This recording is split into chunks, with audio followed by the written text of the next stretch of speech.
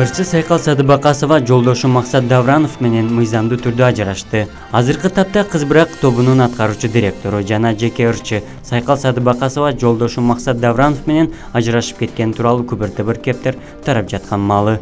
Биздин ишенимдүү булактардын маалыматтарына таянсак, түгөйлөр мыйзамдуу түрдө ажырашууга арызын жазып эки ажырым жолго түшкөндөрү чындык болуп чыкты.